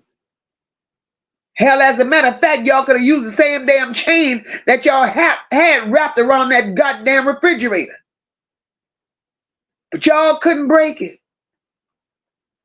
Because y'all were the ones holding that bitch. Y'all couldn't break it. Because y'all were the ones controlling it. I don't understand you people. I don't. But y'all want us to understand y'all and give y'all grace. And y'all think y'all gonna get grace from me? in the name of Naziyah's not being here, y'all didn't give a shit about her then, and y'all damn sure don't give a shit about her now. So what make y'all think I'm gonna ever give y'all a shit about her? I ain't gonna give a shit about y'all. Hey, Chris says, MOCA, if they were screwing her, I believe some of those text messages was from her. Not all of them, but some. I could see that. I could see that. I would not going to sit up here and say 100% that all those messages were Shannon. I'm not going to say that. But I could almost assure you 90% of them were Shannon's. And I respect your opinion. Tony said, MOCA, Big Mama said, and he said his phone was lost or taken. Isn't that some shit, Big Mama? Tony said, MOCA, I'm so glad that Debo took those children and kept them together. That was the only good thing that came out of this. But I saw a post where Marquita's son, the father said he finally got himself together. And he came from Las Vegas and went and got his son. So Debo has his daughter. And that man has his son. Marquita should feel like shit. But you got your children separated because you wanted to be nasty. Because you wanted to keep family secrets hidden. Look at how you're looking.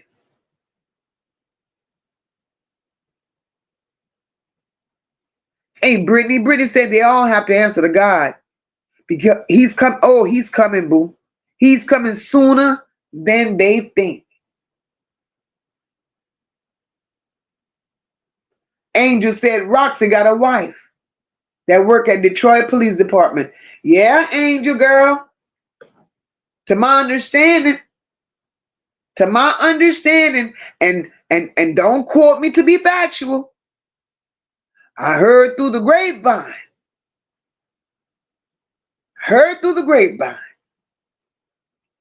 Roxy is where she is, and the wife is where she is. Roxy was jeopardizing the wife's job, doing too much on social media. So the wife chose a job over Roxy. That's buzzing in these YouTube streets. But don't quote me because MOCA didn't say it. All I'm doing is passing on the news.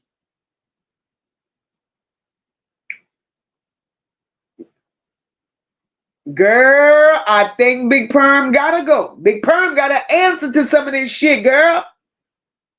Big Perm was a major part in this story. He was there throughout it all. He was there.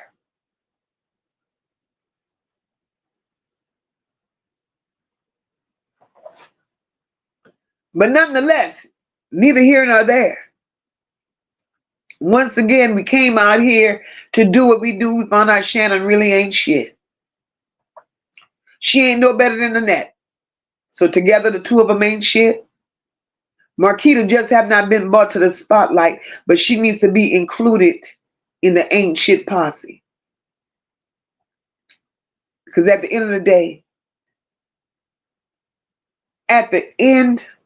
day, all the words, all the testimonies, all the should be's and the I didn't knows and the I thoughts, none of that has brought Naziyah home. None of it. And that's the part that hurts because it's been too long and these hoes is still sitting on this shit. And they're comfortable in doing so. And I'm going to tell you the reason they're so comfortable in not giving up where Naziyah is because they've done it before. And they've gotten away with it for a long time. They've never been questioned. They've never been challenged. And they're willing to take it to their grave like they've taken the disappearance of all these other children and been sitting on it for years.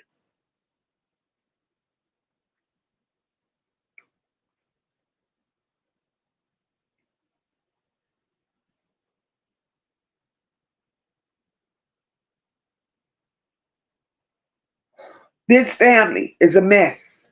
And the entire damn family is a mess.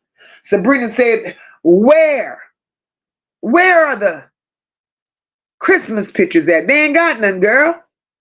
It would have showed Naziyah was pregnant if it was 2 weeks before she went missing. Girl, these people, they had no Christmas. None of them children had Christmas. Angel said, Roxy about to F this case up. Angel, I'm with you. Because Angel, one thing that we've been saying over and over and over again is, why are they working so hard to throw this case? Why are they working so hard to throw this case? Now she's over there hot and hollering and blah, blah, blah towards Shannon, them, right?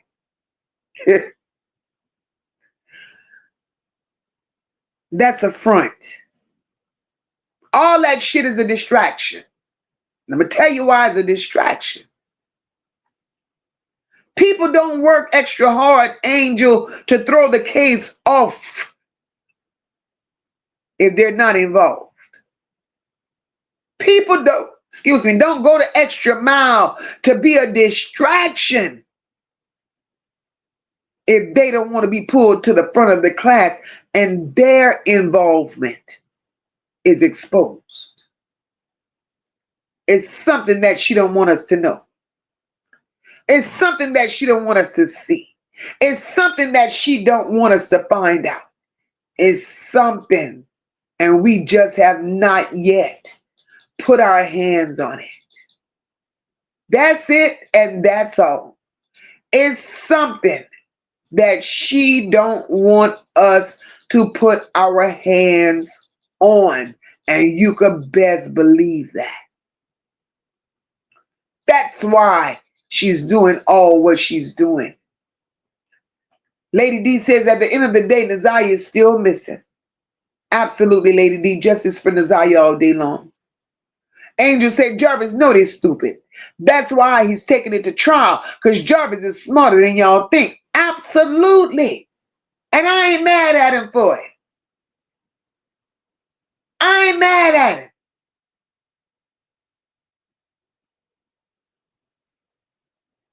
Big Mama says, I think the father never went. That's why he showed up with Debo and his sister for Naziyah's balloon release. But if you go on his Facebook page, he has a picture of him and his son. Even at the airport. Levesque said, I guess they're going to let Barry sit in jail if he's still in there until his time is served. I didn't hear they paid bail to get him out. Because Levesque, that family don't give a damn. All that family want to do is come out here and talk about me, I. Now go to hell with the me's and the I's. Go to hell. Because they didn't save none of those children. Not one. All these children were failed. All of them.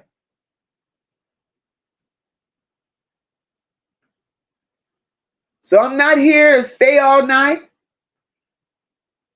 Forever Gardner says Jarvis' sister knew exactly how her brother was. That's why she sat up there crying and choking. Absolutely. Jarvis is about to sing like a bird. He about to tell it all. They're all about to be put out on each other. Absolutely. They're going to tell on one another. Jarvis is going to turn that family against one another. He's going to expose all of them. He's going to say who's been to the parties. He's going to say who laid with who. He's going to say who did what. He's going to also say who gave him access. But they're not with Carla Henry. They ain't willing. They ain't ready to help Barry. They don't want to help Barry. It's all about them. It's all about them. That family ain't shit. So guys, I want to thank each and every one of y'all for pulling up on MOCA tonight. We came out here. We did what we were supposed to do. We did what we were supposed to do. And let MOCA say this.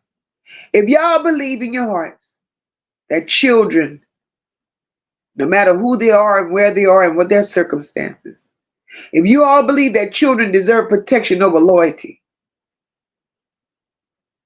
if they deserve protection over feelings, over relationships, over comfort, over a goddamn plate of food, we're going to leave out of here flooding this chat with shields and fire.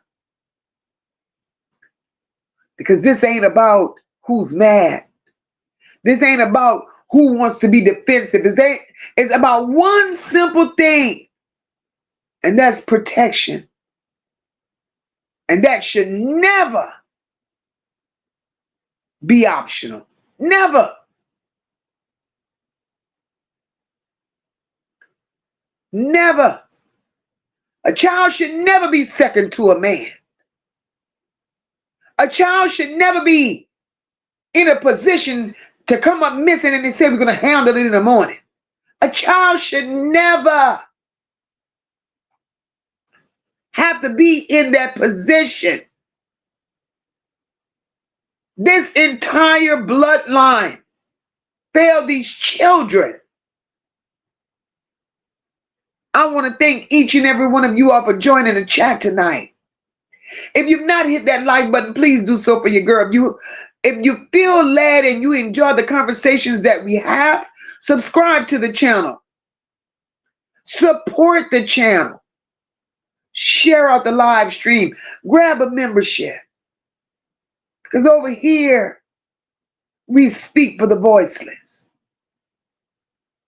I'm not looking for popularity. We're staying on purpose over here. And standing on purpose means these children matter. They're going to always matter. For everyone that supported the channel tonight, I thank you.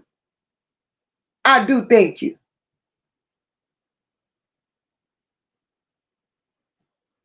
I pray you all have a good evening.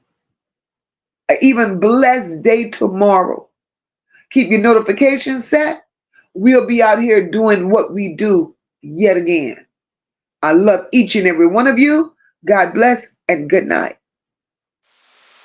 We stand tall, we rise as one. No lapels, the work ain't done. No. Motor leading from the heart, never run. Truth and caring, everything we become. It's more than a vibe, it's a home, it's a call. Over here we catch each other when we fall. This is family.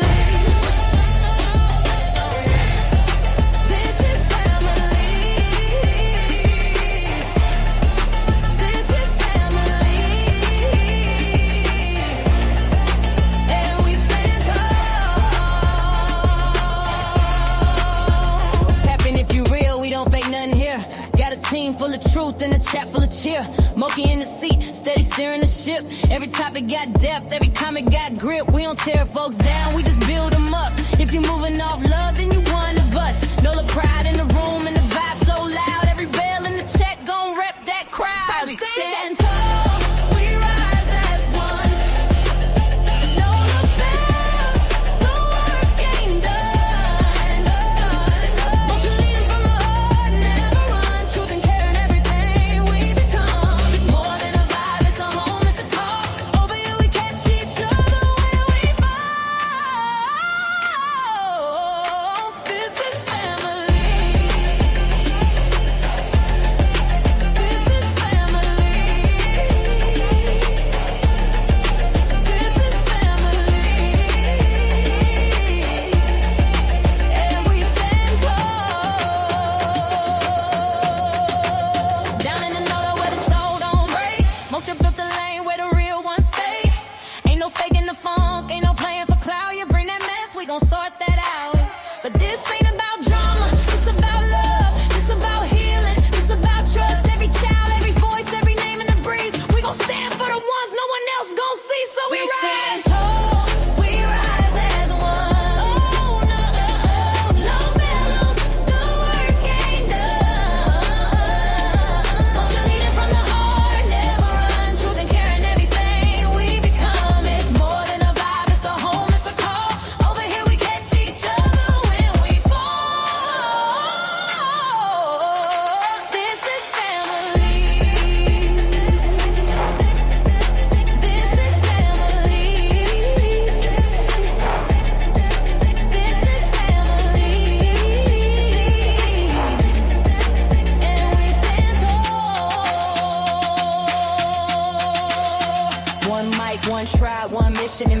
We protect what's right and we hold that line. It's the chat where the truth and the love collide, where the voices don't hide and the pain gets light. We see you, we feel you, we fight for the cause. Every kid, every tear, we break down walls. When you hear that bell, that's the call to act. We family now, and that's just facts. We stand tall, we rise as one.